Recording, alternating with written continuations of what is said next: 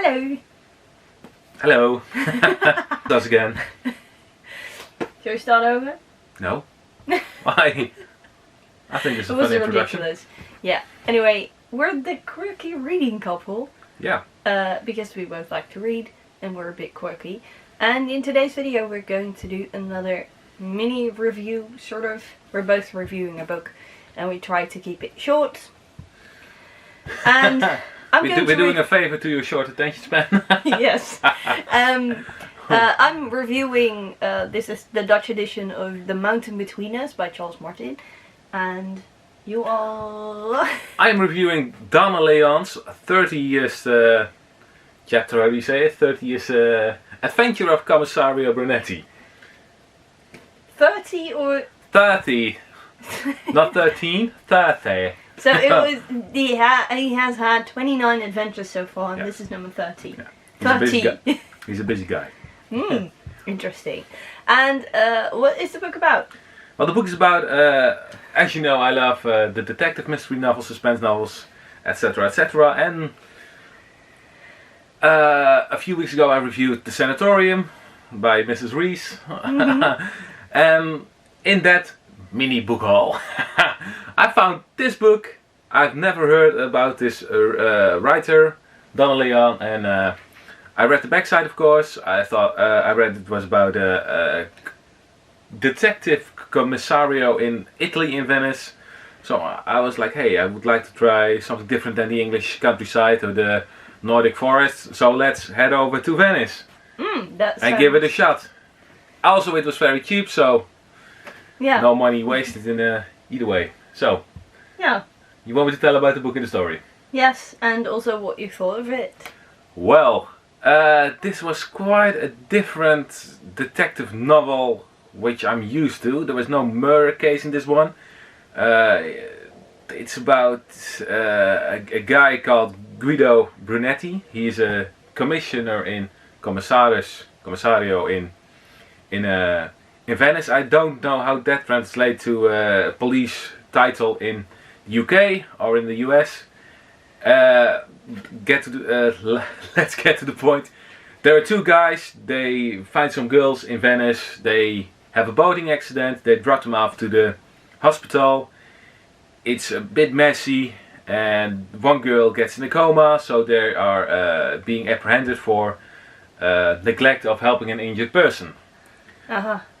Now, Brunetti talks to the suspects. He finds out there is a family behind the two suspects and they need to cover some things up. So he takes a stroll to the beautiful Venice, of course, which is described wonderfully. However, I would think after 30 novels it would get a bit boring to... Yeah, there's only so many streets in Venice you can walk in. It's not really a big, gigantic city. And also, yeah, you know, you have the typical detective stuff. In England they go for the shepherd's pie and an ale in the lunch break. Here they ate pastas or pizza. No, more no like pizza. No, he's not a pizza eater. He's more like he has a wife who works at the university and she can cook delicious meals. So he's a bit spoiled in that regard. I love those scenes. I really do.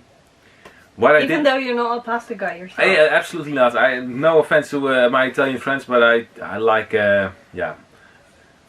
I like my potatoes. So the story. What did I like? I liked. You did mention some things that I like. This is a novel, a detective novel, where there is not really much emphasis on the forensic stuff, like they find fingerprints, DNA, and magically poof. This is the interrogation scenes in this one are really strong.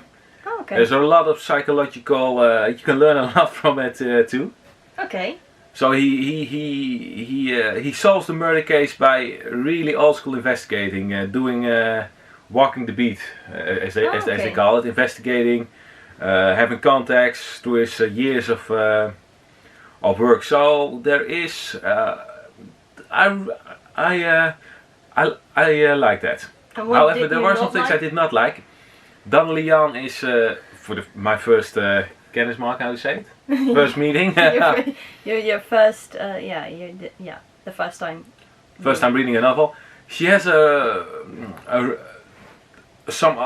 writing style you need to get into it. You need to master the English language very good, because they make some remarks which may have a double meaning, or it's kind of difficult to. Is it an original English book? Yeah, she's an American, I believe. Oh, she's an American and she writes about. Yeah, and fun fact, these books are not translated into Italian, but in a lot of different other languages. You would expect that.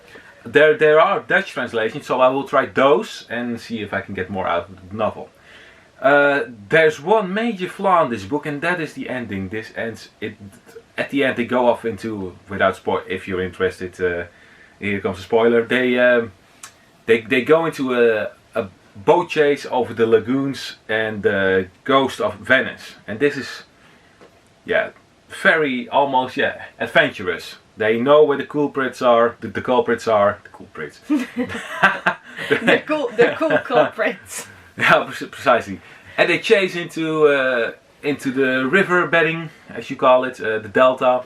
They find he finds the main villain, and then he knocks it down, and that's it. A soldier comes by, literally, and he says, "Okay, we'll take care of it." Boop.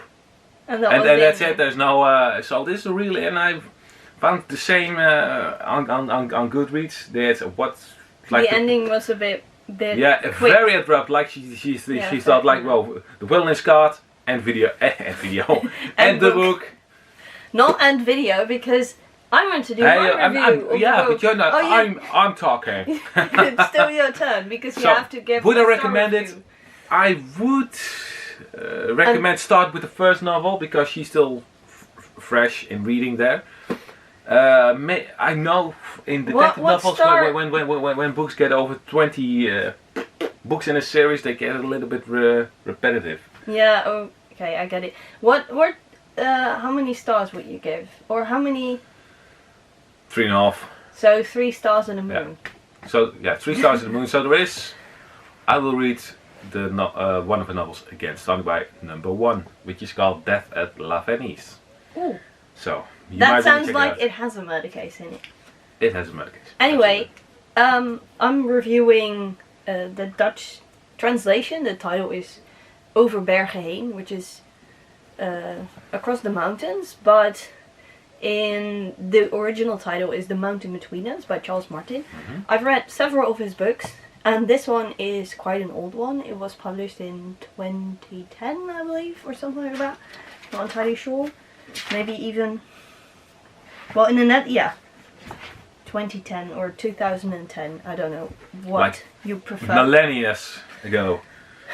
Wow. So how it wow, feels. it feels like that. But everyone who has read a book by Charles Martin and knows that I've read several of his books told me that I should read this book, but I couldn't find it, and I didn't want to borrow it from the library because I do like Charles Martin's writing style. And last summer I came across it at a secondhand bookstore, so I got it for like 1 or 2 euros, and a beautiful edition, because there's also the film edition, and I've been told that the movie is terrible, so I didn't want a movie edition with the cover from the movie poster, but I wanted the original book, so to say. Anyway, this is about 2 people, and I'm sorry, I forgot their names. I can probably... Oh, Ben and Ashley. And there is a storm, so all their flights are cancelled, but Ashley has to get back because he's going to get married in 48 hours, and Ben has other reasons to return quickly, so he finds a small charter flight, like a really small airplane with only room for 3 people and a dog, and they're going to fly, and the pilot is very experienced, but he gets a heart attack.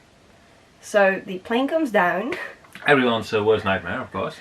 And, well, of course the pilot is already dead because he had a heart attack. And the dog? The dog survives.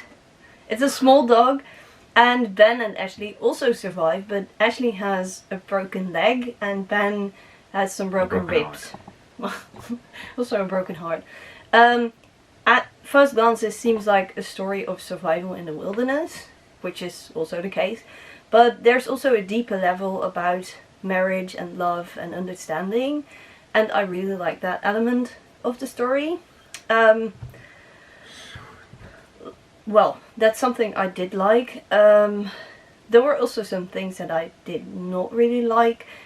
Some parts of the survival story felt a bit too... over the top. Yeah, over the top. Speaking in mountain terms. Yeah, there were too many coincidences. Like, well, when they're almost... when they're really hungry, they encounter... a dog. No, they are actually thinking about eating the dog, but then they realize the dog is very small, so it's not really worthwhile.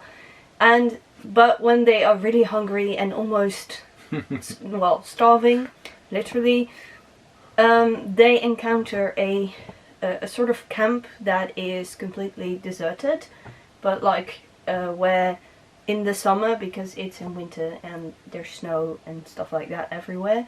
But then they come to this, like, how do you call them? Lodgement? Yes, but from the people who are... Hunters? Not hunters, but where they learn all the knots and stuff like that, you know. Scouting? Yeah, scouting. And that felt a bit like a coincidence. Yeah. But on the other hand, if they hadn't found it, they would be dead, so the story would be useless. You need some coincidences in and not. Yeah, I know, and especially... That's why it's called fiction, because, yeah. I know. It would be more a coincidence if a plane full of tropical fruits came crashing down, because the pilot had a heart attack precisely on that spot. Yeah, okay. That would be more of a coincidence. Yeah. So this is... But it was a very interesting story, and I do like the writing style of Charles Martin, but... well, there were a lot of people who told me that this was his most beautiful book, and I like to argue with that because I've read other books by him. You do like to argue, eh? I do like to argue. Because it is, well, I've read other books by him that I loved even better. I don't know, I believe it's called Unwritten. It's about an author and stuff like that, and that was the first book by Charles Martin I read, and I absolutely loved that one. But still, I would give this 4 stars, a solid 4 stars. So if you haven't read this one yet and you're into books by Charles Martin, because he has a unique writing style, then I would recommend it, of course. I think you will like it as well. You think it's a beautiful book, but I don't like this. I don't think the cover is any good. No, I think it's all cover... the same. The cover is all the same color tone, and she is like she's laying with a mitts on and a scarf and making a snow angel in a cozy winter setting. Well, she looks like she has... it's better than the film edition. Okay, I will look that up, the film edition. Because I heard that the movie was absolutely terrible. I see it's been written in an eye perspective. Yep. Ik laveerde, dus I don't know even what that word means in Dutch.